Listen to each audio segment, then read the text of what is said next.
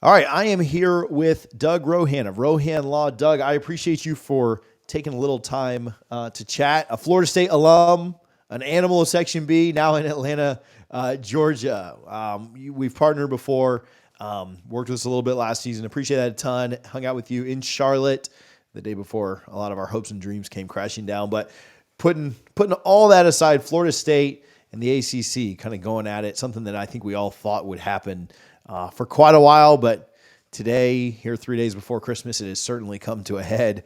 And we've talked about this. We just talked about it off air. Competing declaratory judgment action that's going on. We're going to try and break some of this down tonight, but let's start there. What is that? Put that in, like, dumb that down a few levels and then a few levels more for me. What is that that's going on between FSU and the ACC? Sure thing, TJ. And of course, thank you very much for having me on. Of course, I'm an avid FSU fan, rabid poster on Twitter, but so much of this is stuff that just can't be boiled down to 144 or 286 characters. So the opportunity to come here and actually talk about it and explain it, and that's really one of my passions in my business, is making sure my clients understand the law and what's happening. So this fits very naturally into what I try and do on a daily basis with our clients. But in this case, we have a declaratory judgment action, which is a situation where parties are going before a judge before the initiation of an actual lawsuit to say, look, we need clarity on this one specific issue.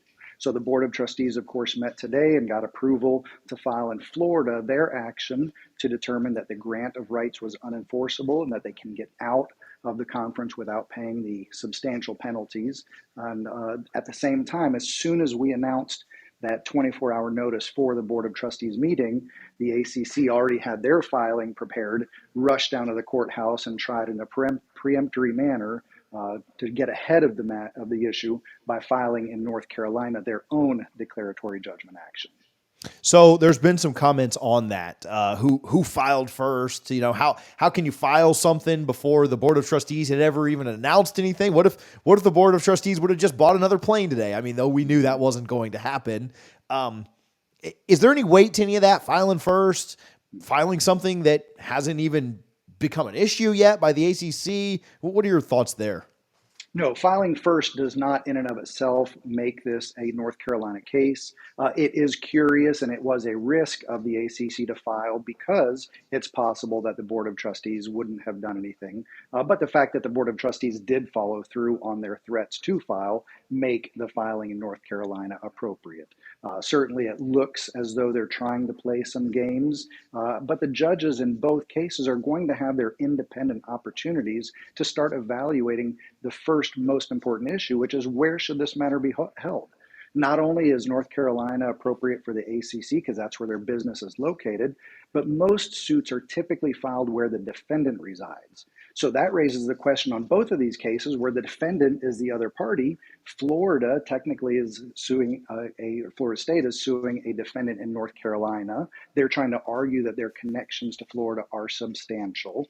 And North Carolina, the ACC is suing in North Carolina saying, well, the FSU people come up to Charlotte all the time for our meetings, and so they do plenty of business here. So both of them have strong arguments as to why it should be in those respective states. But I think what's going to be most important is the contract itself, and the ACC admits this. The portion of Florida State's contract was signed in Florida, dealing with Florida State athletics, which is in Tallahassee. And between the two states, I frankly think that the argument is stronger for this being a Florida case. Now, the North Carolina judge could decide it's a North Carolina case, the Florida judge could decide it's a Florida case, and then either the Supreme Court needs to get involved or both parties can agree to file in federal court to have a federal judge determine a conflict between the two states' perspectives. But there's a whole area of law just dedicated to what's called the choice of law, and different states have different rules on how those laws are determined. So that's something that regardless of which state these filings are accepted in and handled in and heard in, you still have an issue where the North Carolina may have to decide some Florida law items, and Florida may have to include some North Carolina law items. Both parties want ultimately the home cooking. That's the end result. Both parties want this heard in their own state. And for me, of all the issues here, of course, the grand finale of who has to pay what, This issue of jurisdiction is really going to be one of the things I'm going to be most curious about. If they don't come to that, if they come to that head and nobody budges and the Florida judge says this and the North Carolina judge says this, the courts, and they ended up kicking it up to federal court so that, it's kind of the, compromise of the situation. Like nobody can agree here. Do the two suits get merged? It kind Effectively. of. Yeah, and that'll be another curiosity. And admittedly, I don't practice in federal court a lot. So if any of your listeners have some insight and want to throw in their 2 cents on that jurisdictional issue, I would be curious as well. But in general, federal courts are involved anytime there is a conflict between two state court rulings. So in this case, if both states say that they have jurisdiction, that by definition means it should be a matter decided by the federal courts. Within, there's pages and pages and pages from both suits. And we tried to pick out the more pertinent things in this. Florida State's lawsuit toward the ACC says that they have a Hobson's choice. Can you kind of explain what that is, what that means?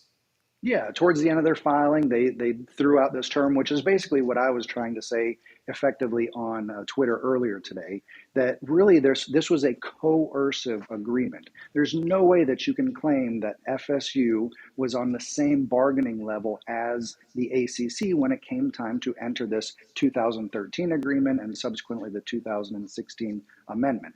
Leave aside whether or not that was actually signed. That's going to be another interesting fight later on. But for right now, the issue is the contract binding on Florida State? And one of the arguments is that we really didn't have a choice. Hobson's choice means that you're given the illusion of having a choice, but really the choice in 2013 was sign this or get out. And by the way, getting out means you have to pay $234 million that we know you don't have. So Yeah. then that's not really a choice. Yeah.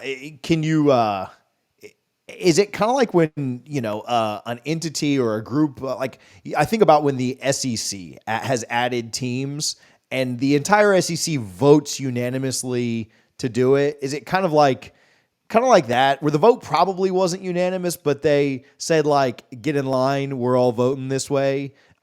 Is it similar to that, or? No, I don't think it is. And that's why this suit is so valuable and so instructive, especially the FSU filing. In that situation that you're describing, you're inviting somebody else to the party. Yeah. And you have negotiations, there's deliberations. Obviously, there's conduct, behind the scenes that maybe make it a valid approval or not. But at the end of the day, everybody is assenting, and that's not impeding or imposing on their personal freedoms and their personal responsibilities. Here, you have the ACC saying, sign this or get out, when we know you don't have the financial means or not prepared to do that. So that's not really something that's just a simple, okay, we'll let them into the party. In this case, they're putting exceptional financial pressure on Florida State in signing these agreements. What is the talk about a fiduciary and why does it apply here?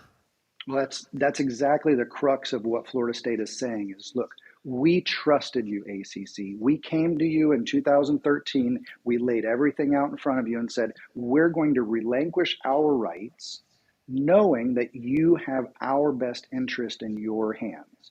You are going to go out there and fight for us and make sure that ESPN comes to you with your portfolio of 15 ACC teams and negotiates a competitive rate. So when we got to the 2016 extension, where the ESPN was promising the ACC network, was promising, look, everything we just did for the SEC, we're going to do for you. Well, the ACC kind of capitulated. They kind of gave up. They gave into ESPN without negotiating further revenue increases for the ACC at that time. So you'll see in those charts that they included with the complaint, there's a 4.5% increase year over year for 9 years. Well, the SEC just negotiated a deal in 2020 for $3 billion. We're not talking about a 4.5% annual escalation. And that's where the ACC fell flat on its face. They have been consistently operating from a position of scaredness. They have been intimidated by ESPN. They know, look, we all are here talking about the SEC brand versus the ACC brand. Yeah, in 2010, maybe they were somewhat similar, but since then, The SEC has gotten exponentially better. The ACC recognizes that. And at the end of the day, they have been bargaining from a position of weakness, which has then impeded FSU's ability to capitalize on their achievement with the 2013 national championship, with the 2023 13-0 team. We're prohibited from accepting the benefits of being a better program than we were when we first signed this deal. I'm not asking you to speculate so much on how one would rule on that, but that seems kind of subjective. Or is what the ESPN has done, or what the SEC has done with ESPN, pretty damning to the ACC and their efforts? I really think that's the strongest argument that FSU has. All they have to do is say, look over there. Look, if you read through the ACC filings from the day before, you can presume that every line and every word of what they say is true. It doesn't negate, it doesn't contradict what Florida State filed. The ACC had this agreement. We have a historically good conference. We've got a great academic history. We've got good tradition. We started off the ESPN deal on the same footing as the SEC deal with their contract. But the problem is, and I was mentioning to you this before, it's kind of like if you have two new restaurants that pop up in town, and everybody in town has to decide at the outset which restaurant they're going to eat at. That's the only restaurant they can eat at for the rest of their life. The food is free. You don't even have to pay for it. Just show up, and whatever we serve, you're willing to eat. Well, one restaurant has great management. They've got good fiscal constraints. They purchase some amazing food that the amazing chef prepares. We'll call it Guthrie's with their amazing sauce. And at the end of the day, over 5, 10, 15 years, the quality of that restaurant just continues to increase, and everybody that's eating there is fat and happy and is very satiated. Meanwhile, this other restaurant that was started by a couple, the couple divorces, the husband becomes an alcoholic, they start serving, rotten meat and stale bread, but you're locked into having food just at that restaurant, and you're looking at the other restaurant over here that is serving $3 billion meals. And that's what this is about. The FSU has been locked into a situation where they trusted and relied on the ACC to do what was best for FSU, and the ACC has not accomplished that. They've been weak, they've been ineffective, and as a result, we're now starting an $11 million pay gap between Florida State and the ACC teams and the SEC and Big Ten teams. Do you think there was an actual breach of the agreement? I think that can be characterized as a breach, but not just that fiduciary breach, but also the breach of the contract in terms of what FSU argues was the ACC's role in promoting FSU. And nothing is more clear than exactly what happened with the college football playoffs. We have an ACC athletic director in those conversations. We have an ACC commissioner's chair, Boo Corrigan in there as the chair, and 2 ACC representatives in that room did not speak up on ESPN game day, college game day the day before or that morning. They obviously didn't fight very hard for them in the room that night or the subsequent morning. And then once the decision was issued, everybody sat on their hands and didn't issue more than a 1-paragraph statement saying that this is the wrong decision. So the ACC did breach its responsibility, breach the contract, because it failed to fight for the ACC in this college football playoff. And that's just one of several examples that obviously the FSU briefing relates to in terms of the breach of the contract. There's a lot of comments and a lot around an unenforceable penalty liquidated damage clause that may be in Florida State's filing as well. Can you talk to us a little bit about what liquidated damages are, unenforceable penalties, and everything kind of around that?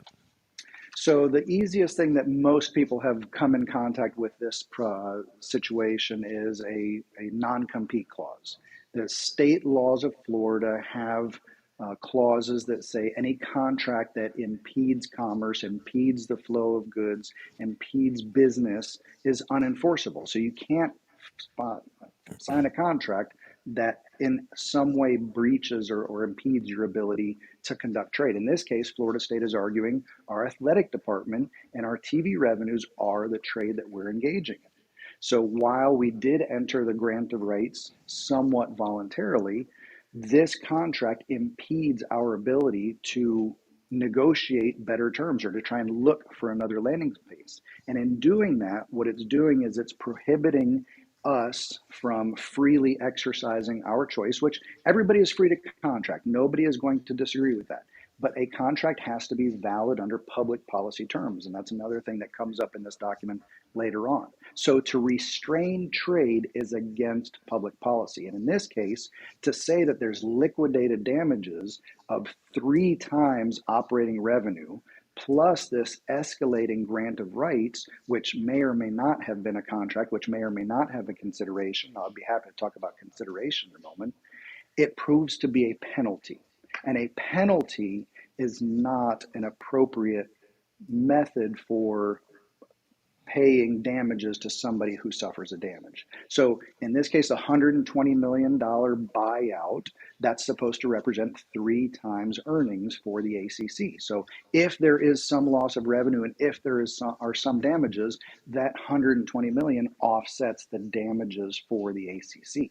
The grant of rights asking for $540 million is just a pair of handcuffs, and that's what Florida law doesn't want. And that's where even in the ACC filing, you can see that they're arguing that this is supposed to prevent anybody from leaving. The ACC in their filing makes the strongest argument on why this is a penalty and not a liquidated damage. Are you familiar at all with if North Carolina law is the same way? If it was tried there, if the liquidated damage clause would apply there as well or not? I did not have enough time today to research that specific issue, but what I did get a chance to do is compare Florida's non-compete laws with the North Carolina law non-compete laws to see if there was an analogy there, and there was. Okay. North Carolina similarly wants a doctor who has been practicing with a clinic, once he leaves that clinic, to be able to serve other patients in the area. So both states limit any of those non-compete clauses in both time, the duration of them, and the geography. So any non-compete that says you cannot practice as a doctor for the next 5 years anywhere in the United States is going to be deemed invalid in both of those states. So I suspect the rest of the laws are going to line up fairly similarly as well. And then one more follow-up there. If it got kicked up to federal court, would they still continue to maintain that because both state laws kind of answer the same way?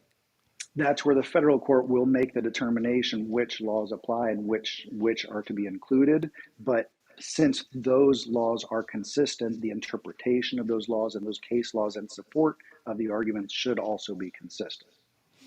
So the ACC cites a covenant not to sue. What is all that about?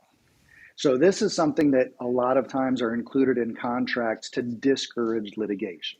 And as you can imagine, that has to have some limitations. So yes, the agreement in the contract, which may or may not be valid, says that we agree to not sue, to not try to breach or not get out of this contract. Well, that applies if there wasn't a breach of the contract. If there's a breach of the contract is no longer valid.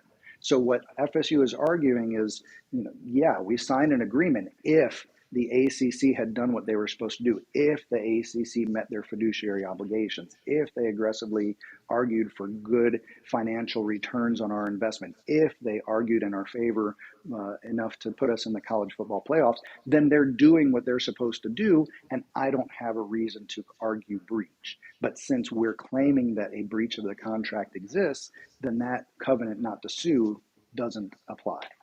Is that one of the weaker points in your estimation of the ACC's briefing? Yeah, I totally. There are multiple points in there at the ACC where I'm just sitting there screaming, so what? So what?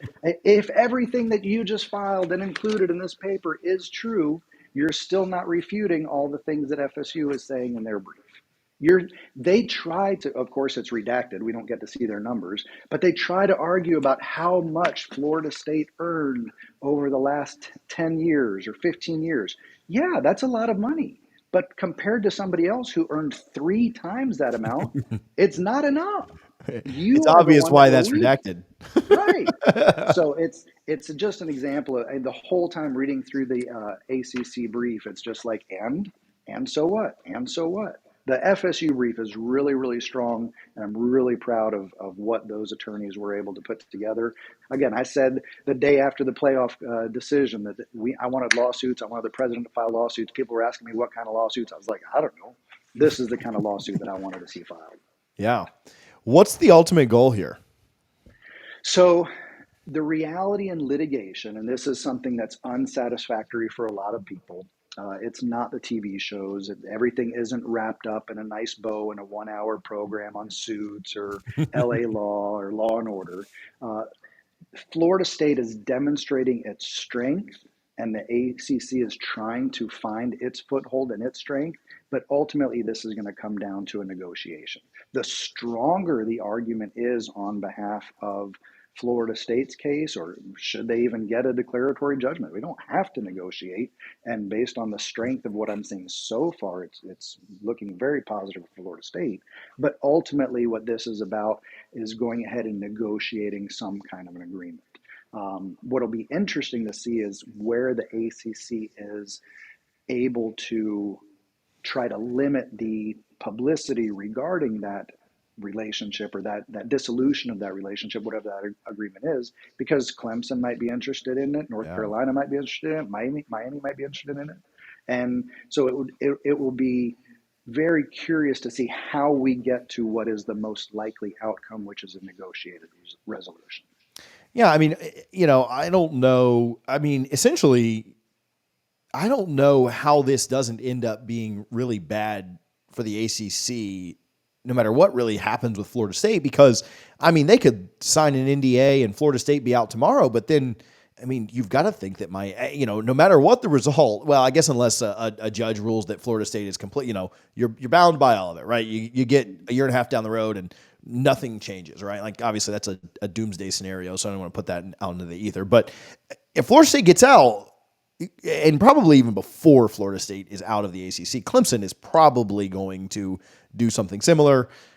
Miami is probably going to do something similar. North Carolina maybe, and we'll see what the Tobacco Road schools do or not. But you've got to think that Florida State will not necessarily be in this alone for very long. And I don't know how much other programs filing suit or following suit would matter, but it seems like that would be something that happens sooner rather than later. Florida State is definitely putting out the playbook. They're showing other universities how they can accomplish this if that's what they choose. Now, many of them may not have any interest in going elsewhere. It sucks to move your office. I'd rather stay in this office for a lot longer than having to move my office. Same thing with moving conferences. So when that financial disparity catches up or when they make that determination, that's when they're going to decide if it's in their best interest. And look, there's some legitimate concern about a landing place, not only for FSU, I think that's a low risk, but for any other university that leaves the ACC, where are you going to go? One of the reasons why we're not hearing that discussion ahead of time, and another point to make for your listeners and watchers, is none of the conferences can tell FSU that they will take them, because then they expose themselves to all kinds of litigation for interfering with business opportunities, collusion, and so none of the neighbors are going to say, yeah, we'll take you. So whether it's the SEC, whether it's the Big Ten, whether it's the Big 12, whatever the options are, it's going to be radio silence. Maybe there's some backroom talking, maybe, but even then the risk is just too high that the ACC would attack those conferences as well. So really the FSU is going out on their own with the hope that once they've gotten a resolution to these issues, then the Big Ten is interested. And that's not a guarantee. And if that's not a guarantee for Florida State, it's not a guarantee for Clemson. It's not a guarantee for Miami. And, SMU is coming to the ACC because the Big Ten or the Big 12 didn't want them. So there are programs that some conferences don't want. Yeah. A lot of people ask about discovery and how that might, like, there could be things that come out that neither side want coming out, this, that, there. Do you think if you had to speculate, do you think it makes it there, or do you think they negotiate well before any of this kind of becomes public? Does go out and all of these contracts are reviewed, they do have to be exchanged. Now, there's some intimation that the ACC is trying to allege that there are some secrets in their documents, some proprietary items. Look, this is not the KFC's 12 special spices in their recipe. This is not the Guthrie's sauce recipe. It's not the formula to Coca-Cola. So a judge will have an opportunity to review that information. They do what's called an in-camera review, or the judge reviews it privately in chambers, and then they can make a determination how secret this information really is. But I suspect that it will all be made public at some point, and then you deal with, well, what's the scope of discovery? Somebody was asking me the same thing. It doesn't mean that you can start looking at everything everywhere all at once. It's not an open file cabinet. You have to ask specific questions, ask for specific documents, and those documents have to be relevant to this controversy or likely to lead to the discovery of other evidence that's related to this controversy. So if we want to start getting into what happened in the 1953 realignment and the secret negotiations, with Boston College, no, that's not going to come into this. Florida State doesn't need to worry about the Randy Moss situation or the 1993, shoe store situation. That's not going to come up because it's not relevant. We don't need to explore all those issues. But yes, it is likely to lead to the wide distribution of the grant of rights. All of these numbers that ESPN is trying to hide from the public will likely come out. They can be redacted just like they are in the complaint. That's, again, a decision for the judge. But since Florida State has the numbers and they're already in the public domain, I suspect the judge would likely say it's already out there, so we're not going to redact it. Yeah. So, put on half your FSU hat, half your attorney hat here. How awkward is the next year and a half going to be? Not that it already hasn't been awkward. There's some still shots of Jim Phillips handing Mike Norvell the trophy on the stage, which you can make still shots look like anything for sure. But there are, he actually stood right in front of me in Charlotte at the game. Commissioner Phillips did. But how awkward is the next year and a half or year or 6 months, whatever it ends up being, right? Going to be, and I guess, the side of that from the answer is very, right? But like from a legal perspective, like they can't they can't just start treating you like the redheaded stepchild or, they've still got to fulfill their duties. Both sides, right? Very, very much both sides have to stay at peace, I guess, through this. What are they going to do? Assign worse referees to our games and make even worse bad calls? I mean, look, it's going to be uncomfortable, no question. But the reality is that by asserting itself this way, Florida State has said, we don't want to be here. And by responding this way, the ACC is basically saying, we don't want you here either. We just want you to pay $500 million, to get out of this. So that's another thing that's going to lend some credence to the idea that we negotiate. Look, pay the 120 exit fee, pay another 120 million for the grant of rights, $240 million instead of $500 million. And I think probably everybody goes away happy at that point, allowing this to move forward.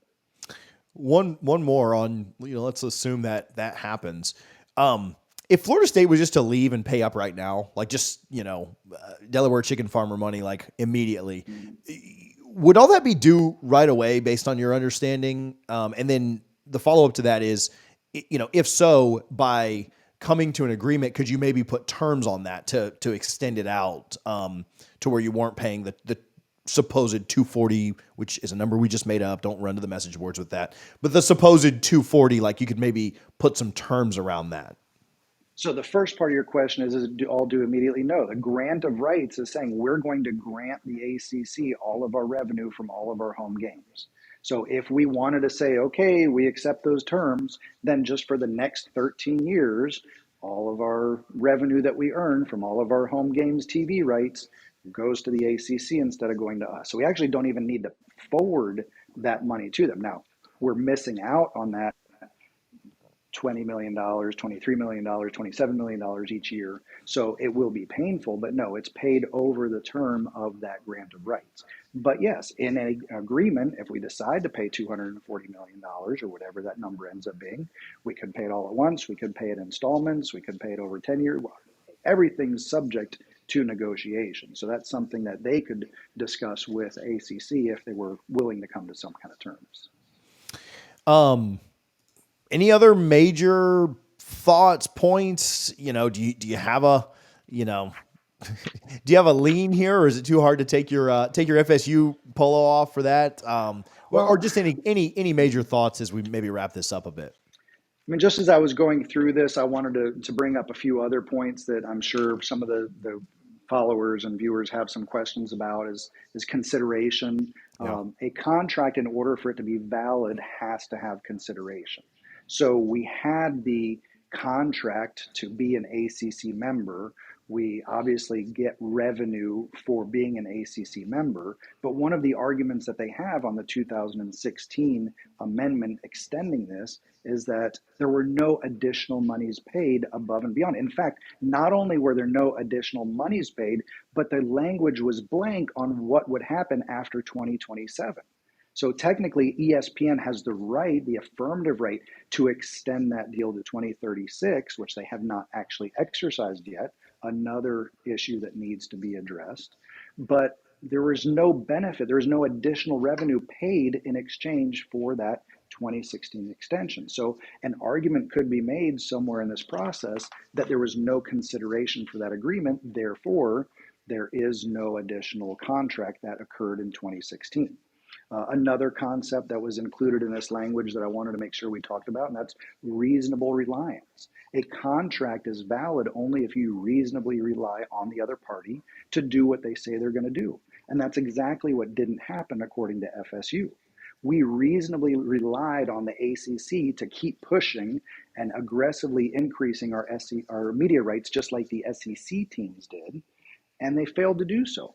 So our reasonable reliance on the ACC to act in our best interest is also another argument similar to that fiduciary responsibility, where the ACC failed to follow through on what they needed to do to make this a legally binding contract. Doug Rohan of Rohan Law. Hey, we've got a lot of people in the Atlanta area, in Georgia, as you can imagine. Florida's certainly our number one state, but I really appreciate you for doing this. I appreciate you for chatting with us, but tell us a little bit about Rohan Law and how people can get in touch with you. You guys do a great job on social media, just kind of everywhere. So I'll pat you on the back for that before you even go. But talk to us a little bit about Rohan Law and if anybody is ever in need, how they can get a hold of you.